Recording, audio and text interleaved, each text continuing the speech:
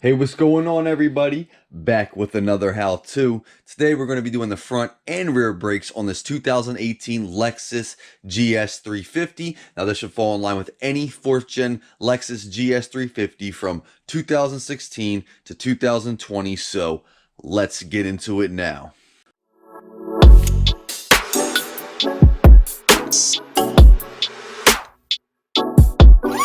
Alright guys, and just a quick note, I actually installed these slotted and drilled rotors here and new pads about 1.5 years ago. I recorded the whole thing, did the whole job, although my hard drive crashed and I lost all of the footage. So all the footage of that complete job, how-to, everything is completely gone. 1.5 years later, I have the option to do the front pads again, so I am going to be reviewing removing the rotors and the pads for both the front and the rear. But really the only thing that I'm doing on this job technically is just the front pads, but I will be showing you everything, how to remove the rotors and all that. So if you don't see a fresh rotor on here after the job, that is why. I'm just going through the motions. I'm doing the whole video again. We're just going to be reusing these parts because obviously they are good still. As you can see, that rotor is perfectly flat, no grooving, no nothing. It's in great condition, just needs a pad replacement. So we're just going to be doing the pads, although I'm going over the entire process, torque specs, everything for both the front and the rear. So let's get into it now. All right guys, so the vehicle is jacked up. I have it jacked up from the center mount point right there in the front. So we're going to go ahead and remove the wheel, and our lug nuts are a 21 mil. So I got a 21 mil on an impact. I'm just going to fire all 5 of these 21 mil lug nuts right out. All right, so as you see, we have the wheel off. All 5 of our 21 mil lug nuts are off. Now, if you have the vehicle not jacked up just one corner at a time, if you have it, a center jack on the center jack point, have the front end in the air and have jack stands on each corner and have the entire front raised up in the air, it allows you to turn the wheel. If the steering wheel is unlocked, of course, you can turn it on and unlock it, and it'll allow you to turn the wheel like this. Now, I would suggest doing this because it's going to give us the best access room and room to work when we're removing our caliper bolts and everything we need to remove in order to disassemble this and get the caliper pads and rotor off. All right, so the whole front end has to be in the air to do this. You could turn the wheel and you'll have the access you need in order to get to everything, especially if you're utilizing an impact or a big breaker bar or something of that sort. So definitely recommend, once the car is up, wheel off, turn the wheel, and now we have access to work and get everything we need to get off. So we're going to go ahead and get into our first step here. Our first step is going to be removing this retainer clamp, okay, this clamp here with the rod that's holding in the pads at the top hole. So these pads are held in with this push rod here. It's actually just, hammered in, and if you can see, it is retained by a cotter pin. It's a good chance yours is probably going to look like this. They tend to spin. So you probably would install it, or most people would have installed it from the front, but it does spin over the course of time and age and things like that, and you'll see that that cotter pin is actually facing the rear. So what you can do is just grab some needle nose pliers, and what I'm going to do is literally just turn this until that cotter pin is facing the front. Okay, it's pretty simple. Just literally rotating it with some needle noses, and now I have access to that cotter pin and we can pop it right out. So I just have a straight pick. You literally take a straight pick, press it in, and you pull it right off. So I just had it right up against here, pull it off, put that to the side. It is small, you don't want to lose it. All right, so now that we have our cotter pin out of the retaining hole, we can now remove this retaining pin, and that'll allow us to remove this clamp and get access to the pads. So this is just really knocked in, pressed in with a hammer or a punch. What I have here is a 1/4 punch. It's a perfect fit into the hole, okay? And I'm just going to take a small hammer and slightly work this pin out with this 1/4 punch. So let me go ahead and move the camera here. All right, so hammer in, just going to slightly tap this out. Now when you get to this part, you might have to push in the clamp a bit, but you probably almost have it out at that point. You can either pull it out, or if not, just hit it with your hand, and then you have the retainer pin out. All right, so we have the cotter pin out, retainer pin out. We're going to pull our 1/4 punch back out, and that relieves the pressure and the tension on that clamp, and you can go ahead and put that to the side, and now we have access to the pads. All right, so we are going to be removing the rotors and the pads just for a full service in this job, as I'm going to be outlining, as I outlined in the beginning of this video. So you can actually pull the pads right here, so you can actually, you know, take the caliper off and have the pads still in it. You can pull the pads here. What I'm going to do is the pick we used just now to get our cotter pin out, you can literally just put it in the hole of the pad and it'll start creeping out. And if you got your 1/4 punch, you slide it in and almost use it as a pry bar, and it'll slide your pads right out. All right, so they might be tight, and some people like to, you know, pry this a hair with a pry bar and get the pistons a bit retracted before doing this. In most cases, I don't think you need to do that, and I don't really like putting pry bars on these type of style of calipers, especially a lot of times they're painted, and obviously you wouldn't want to damage it with a pry bar. So I do have the correct tool, and I'll show you how to retract these the correct way once we get to that step. But right now you should be able to pull the pads out. We got that one out. I'm gonna go ahead and pull this one, and then we'll move on to the next step.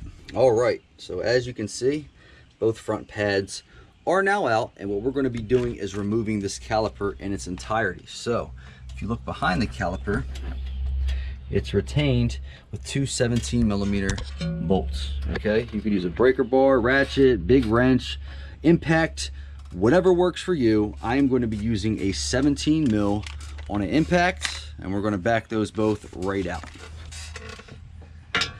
All right, so I'm on it, fired it right out, as you can see. And then we're just going to do the bottom one. We just need to be careful when we're pulling that bottom one, because it does free up the caliper. It is going to be loose, and we don't want it to just fall and hit the ground. So I'm going to put my leg here, and don't mind my foot there, but we're going to fire the other one out, and we'll get this caliper off. All right, I'm on the bottom one, right off. I don't know if you can see, this is moving now. It's pretty free. Bolt is out, so if I just let go, this could just fall right off, but obviously we're not going to let that happen. Let's put it down here. Yeah, I'm going to put it back here on our control arm for right now. So let me turn this around. I'm turning this thing around here. We're just going to rest it right there on the control arm for right now. And as long as you don't move this or, you know, get all crazy and hit it, it shouldn't move. It's a little bit, you know, loose, but as long as you aren't, you know, like I said, moving the wheel or hitting anything hard or crazy, it should stay right there. So the next step, obviously we have everything off, calipers off. There is not a separate bracket on this type of vehicle, so we just have the rotor. Now the rotor, in this case, a lot of times it will be free. It should just pop off and it should come right off. Okay, in this case, it is not. This one is rust welded, so you can try doing that. It might free it up, might take the rotor off, and it might already be free. In our case, this one isn't, which is good. I can show you how to get it off without damaging it, especially if you're retaining the rotors. Like I said, I'm just doing this for the video purposes, getting this rotor off to show you. I'm going to brake clean it and clean it up, but I'll show you how to get this rotor off, especially if it's just rust welded on there, and we can get it right off without hurting it. All right, so to get this off without damaging anything, we want to use a rubber mallet. There's multiple ways to get a rotor off. I mean, you can use a regular hammer and, you know, or metal hammer and hit in here so you don't damage the surface. That'll help break up what's in here. So we're going the rubber mallet method. Another great method you could use if you don't have a rubber mallet is if you want to go grab a bolt or have a bolt on hand that is M8 by 1.25. It threads into the hole here, and what you do is you crank this on with a socket wrench, and it'll start putting pressure up against the hub to allow the rotor to free up from the rust. So you can either do the M8 by 1.25 method with the bolt, or you could rubber mallet it, which is what I'm going to do. So I'm going to start hitting on this with the rubber mallet. I just move the caliper up here for a little bit more stability. I don't want it falling off of that rear control arm, so should be all right there. It's another spot you could put it. So let's give it some decent blows, and there it is. 3 hits and it's off. So like I said, you could do the screw method, give it a couple whacks with a rubber mallet, whatever works, as long as we're not damaging it. That's all we wanted to do. So rotor's off, everything is completely disassembled. Now we can go ahead and get into the reassembly. All right, so rotor is off. If you can see, I have the caliper resting on my knees here, because what we're going to do is go ahead and retract this. Our pistons, this is a 4-piston caliper, 1, 2, 3, 4. all 4 of these pistons before we go ahead and get this back on. Obviously we need to retract the pistons so the new pads can fit with the extra paddage. So like I said, some people use pry bars beforehand and pry it to try to press these back in. I don't like that. That's not the correct method. What you should have is a pad separator like this. This almost is like a ratcheting wrench. If you can see, it has the switch. It can go forward or backwards, and this is going to slide in like pads, and we're going to crank it to push these out. So this is the correct tool. I would suggest getting one. You could find them on Amazon, eBay.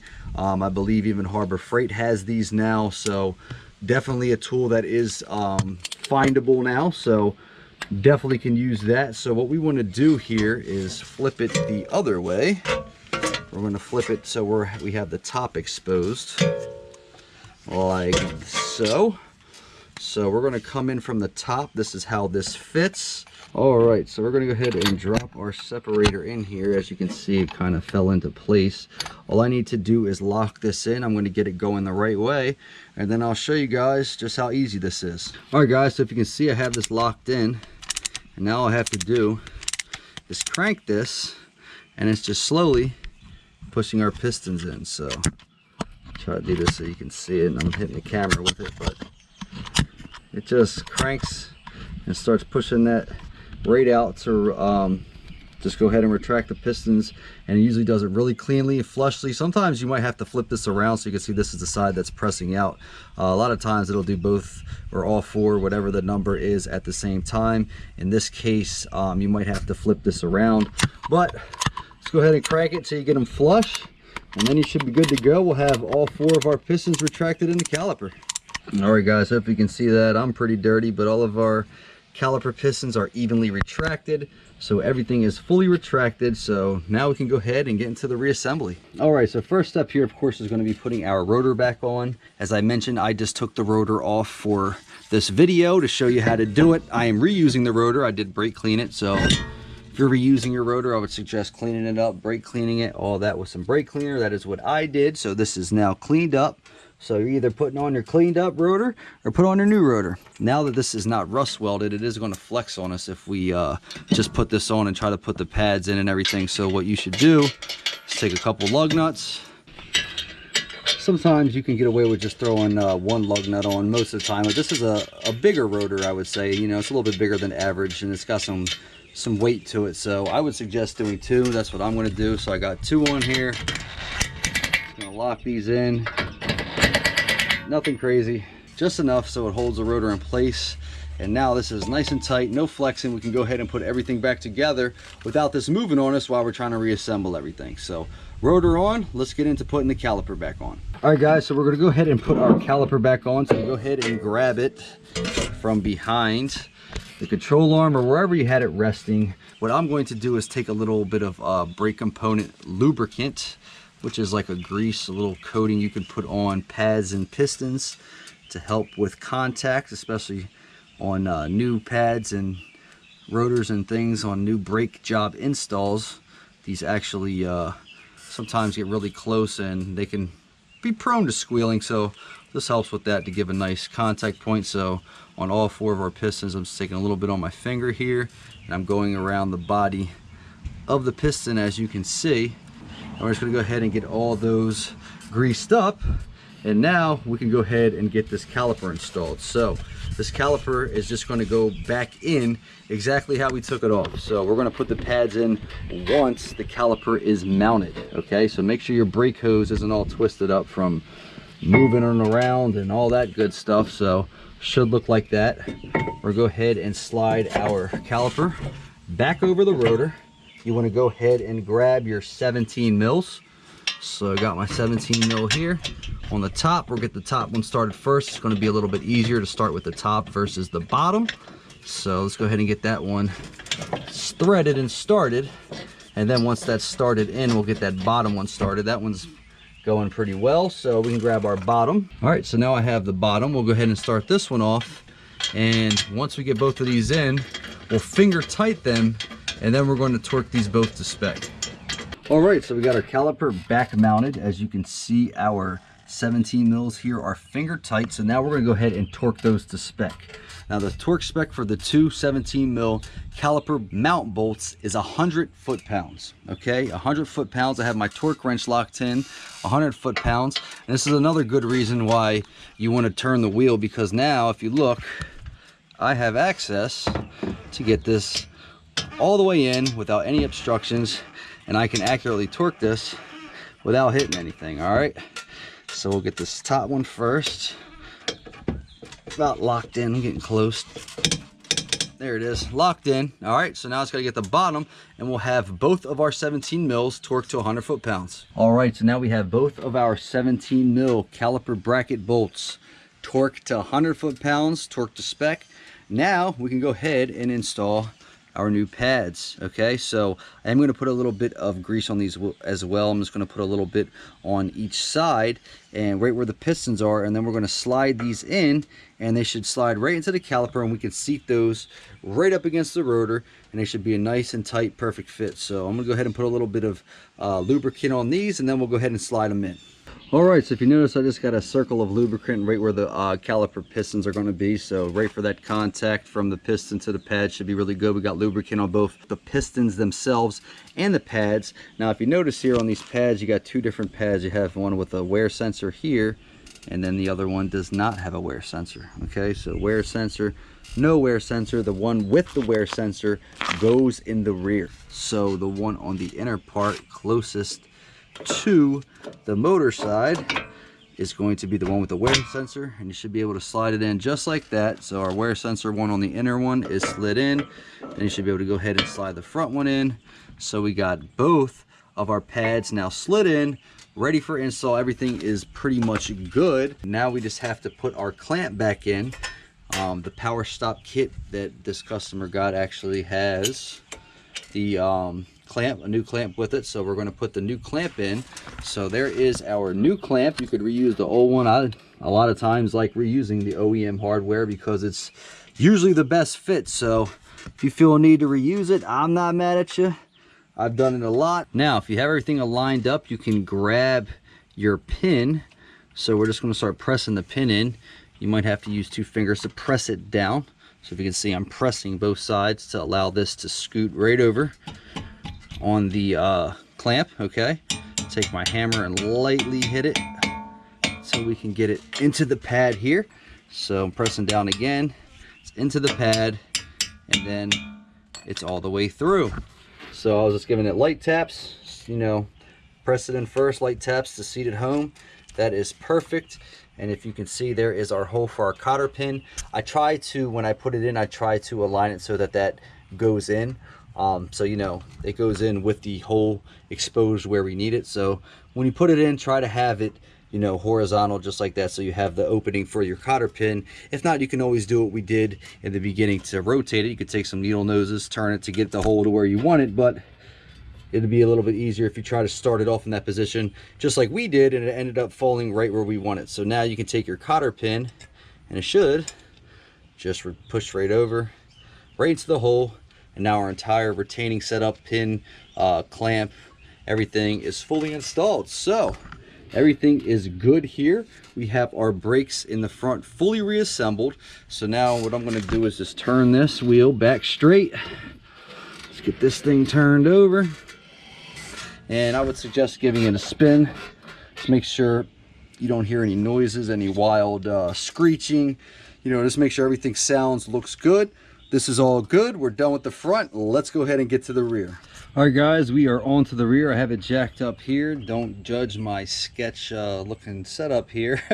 For some reason, this driveway has recently been repaved. It was repaved like, you know, 7, maybe 8 months ago, but it leaves, I've used a jack like 3 times and it just leaves marks. So this sturdy piece of 2x4 seems to be doing the job if I put it on top of it with the jack, and I have no issues. But you should probably use jack stands, but you know, do as I say, not as I do.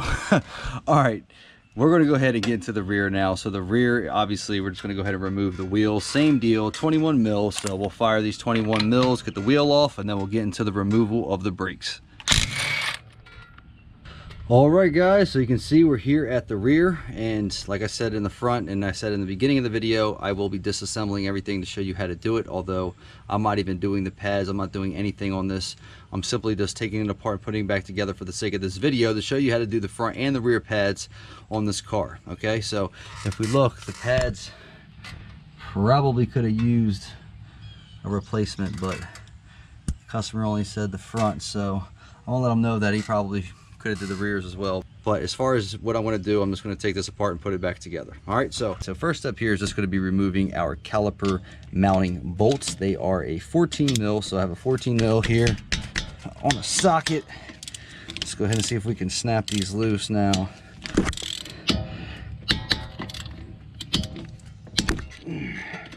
There we go. You might have to put a pair of pliers, a wrench, or a vise on the inner part of that pin there, but I was able to crack that 14 loose, so I got the top one.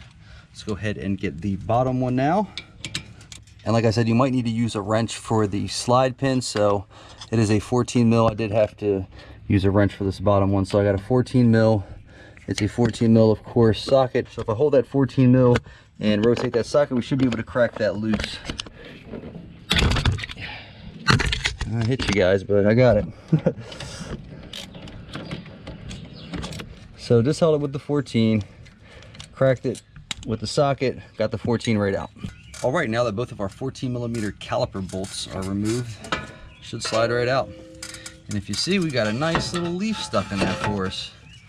So look, we're doing some service that we didn't even plan on doing. So I can go ahead and put this back here on the control arm. Honestly, probably putting it like this. Yeah, that ain't going nowhere. All right, so now that we have the caliper safely out of the way, we have access to the pads. The pads should just slide right out.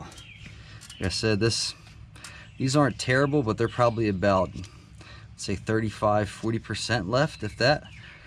So that's about the lifespan on these. Could use some new pads. So definitely would have suggested some rears as well. It's all good though, he's got a little bit of time left. All right, so now that we have the caliper and the pads off, we have two 17 millimeter bolts that are retaining the caliper bracket. It's the caliper bracket itself onto the knuckle. So I'm going to take a 17 mil and we're going to crack both of those bracket bolts free. All right, guys, 17 mil.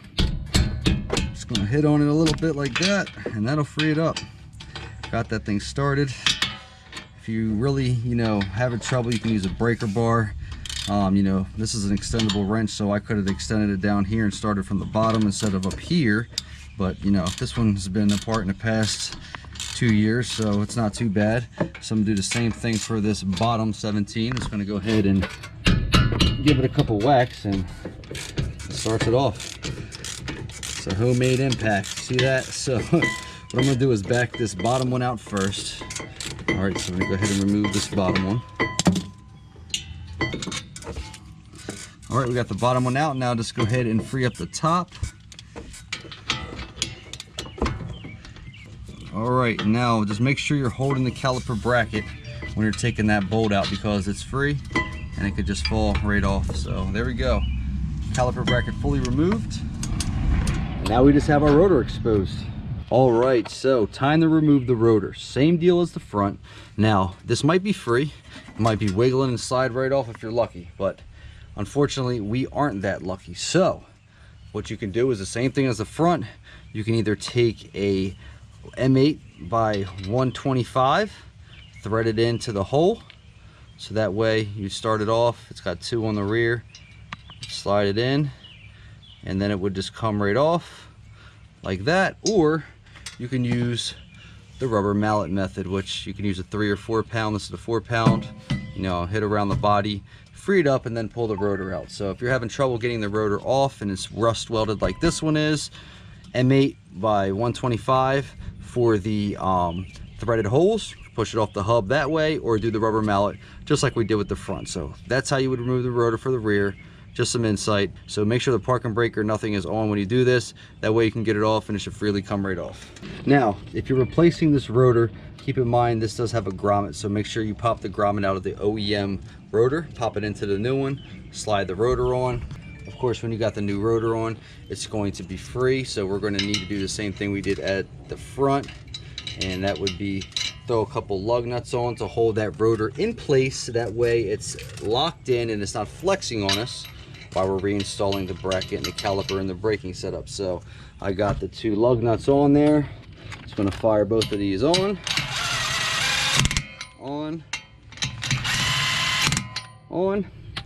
Now we got the rotor locked in. It's nice and stable and stiff. It's not going to flex or rotate on us while we're putting everything back together, because we got it nice and locked in with the lug nuts. So now that that's fully back together, what we can do is go ahead and move to the caliper. Now, as far as the caliper, I don't need to retract it, because like I said, I'm simply just taking this apart to show you guys how to do it for this video's sake. But you would want to go ahead and get this retracted with either the tool that I showed you, you could use up front. So there's multiple different pad separators that you could use to do this successfully. So you can use the same one that I did up front, slide it in, crank it, and that would do it. You can use that, or you could use a C-clamp. So I'll show you guys the C-clamp option for the rear. So in order to utilize a C-clamp to retract the piston and get it to go back to give you the clearance for the new pads, what you would do is take the rear pad, put it right back up against the piston. I have a 6-inch C-clamp here, so I'm using a 6-inch. It's pretty much an ideal size. You want to get the back right on the brake hose bolt and then center it perfect with the piston on that pad. So if you can see, I got just enough space. I'm starting to crank this a hair. I want to get it centered as possible, so about right there. And now, if I can get it to go down a hair, there we go. Just right there, you can just start cranking it, and if you see, the piston is slowly retracting. Okay, so that's all you got to do for the rear. If you want to utilize a 6-inch C-clamp, like I said, you could also utilize the brake pad separator that we did for the front. There's other pad separators you can use. I just showed you a couple methods you could do to retract it, so whatever works for you. I would do the C-clamp. That's what I did when I did the slotted in drills. I think it's a nice clean way to get this retracted, because it's almost a pretty tight fit with that separator that we use for the front.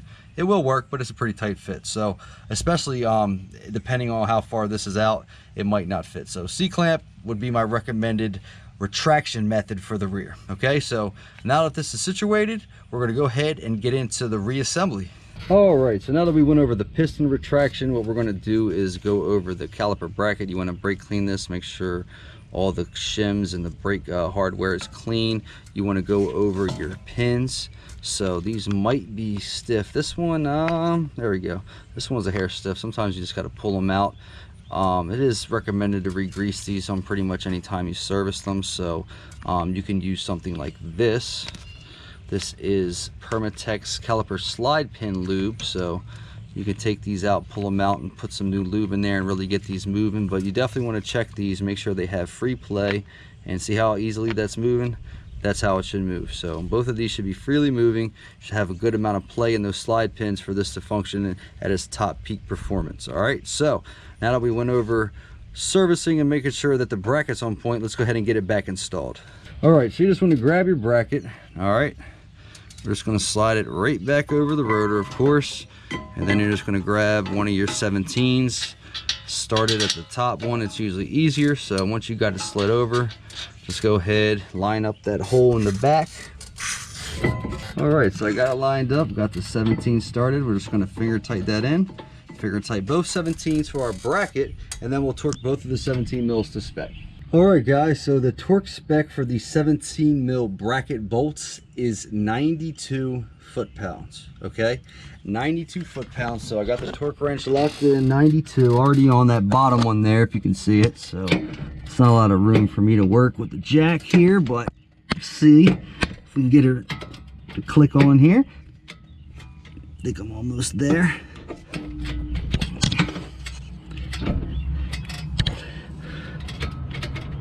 There it is, guys. Got a little click. It's kind of hard to tell because it was not much room for movement, but bottom one locked in. We're gonna go ahead and lock our top one in at 92 foot-pounds, and then we'll continue with the reassembly. All right, guys, bracket is installed. We're gonna go ahead and put our pads in now. So as I said, we're reusing this for now. I just took this apart for this video, but as you can see, this is where the piston was. Same thing as the front. We're going to take a little bit of caliper lubricant here. Get that right where the contact point is.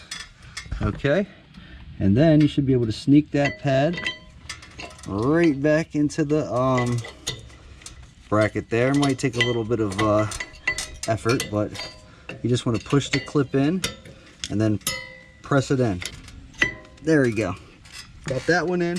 Do the same thing, put a little bit of lubricant on the front pad, and we'll put that one in. You can also put some right here.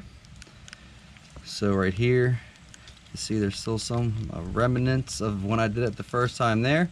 And then on this one, you're going to put a little bit on for the front. You're going to put some here and here. That's where the caliper is going to make contact. All right. All right. So I got the front pad lubed up. So I'm going to sneak that in right there. Bring it up to the front. Press it in. All right. So that's good. Like I said, make sure your caliper slide pins are good. So now that our pads are back in, you should be able to take your caliper, make sure that your line is running cleanly and not twisted up. Should be able to slide that right back over. Okay, so ours slid right over, and if you put new pads in and for some reason it's not sliding over, just make sure it's fully retracted. You might have to go back to retract it a hair more. So these are our two 14 millimeters here. So I'm just getting these locked back in. All right, so both of our 14s are in. I'm just finger tightening these both in, and then we're going to torque them to spec. All right, so we got both of our 14 mil caliper mounting bolts here. Got both of those finger tight, so we're going to torque those to spec now.